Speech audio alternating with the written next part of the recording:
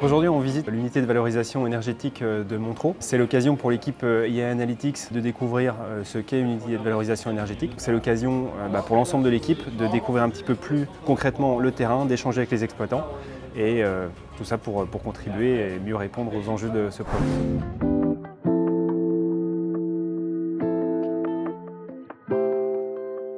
Je m'appelle Jérémy Lagorce, je suis en charge d'une équipe qui s'appelle AI and Analytics Practices au sein de DB&T Group. Je suis arrivé en 2009 en tant qu'ingénieur de recherche dans l'entité qui s'appelait Veolia Environnement, Recherche et Innovation. Dans cette entité, j'ai travaillé sur différents sujets et ensuite, en 2016, j'ai commencé à faire des rôles plutôt de product management. C'est là où j'ai rejoint le siège. J'ai travaillé sur plusieurs produits qui intégraient souvent des problématiques de données et d'intelligence artificielle, par exemple pour suivre la consommation électrique d'usines d'eau. Mon métier consiste à encadrer une équipe composée essentiellement de data scientists, c'est-à-dire des personnes qui vont exploiter les données, construire ce qu'on appelle des modèles, des choses qui vont permettre de prédire ce qui va se passer dans les jours qui viennent, par exemple, de manière à ensuite optimiser les décisions qui sont prises. C'est le projet qu'on appelle AI for ERF, donc l'intelligence artificielle pour les unités de valorisation énergétique en français. Ce projet consiste en fait à développer des solutions qui tirent parti des données collectées sur ce type de site, donc des sites qui incinèrent des déchets, de manière à améliorer leur performance. Et donc pour ça, ça peut être, encore une fois, détecter des dérives de performance et anticiper des pannes.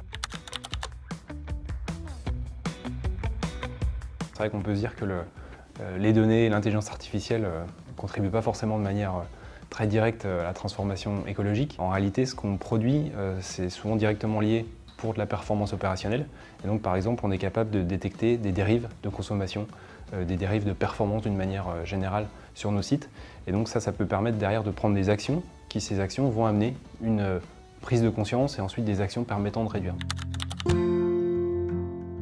Quand j'étais enfant, j'étais pas forcément un très bon élève. Et c'est plutôt au lycée où en fait j'ai eu l'occasion d'avoir des options très technologiques. Suite à ce bac, ensuite j'ai fait un diplôme universitaire de technologie. Et ensuite j'ai enchaîné avec un diplôme d'ingénieur. J'ai eu l'occasion de faire une thèse. J'ai pris ça vraiment comme une opportunité. Je suis arrivé chez Veolia en 2009 en tant qu'ingénieur de recherche.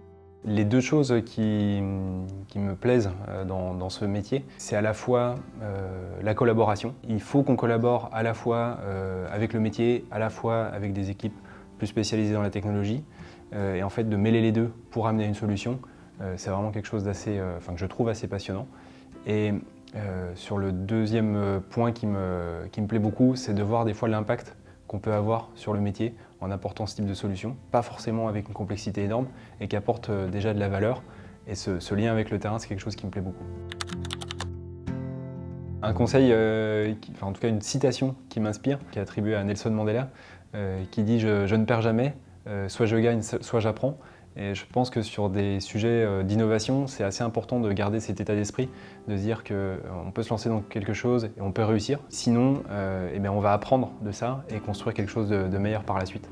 Et donc je pense c'est vraiment un mindset à avoir et assez pertinent pour des métiers liés à l'innovation.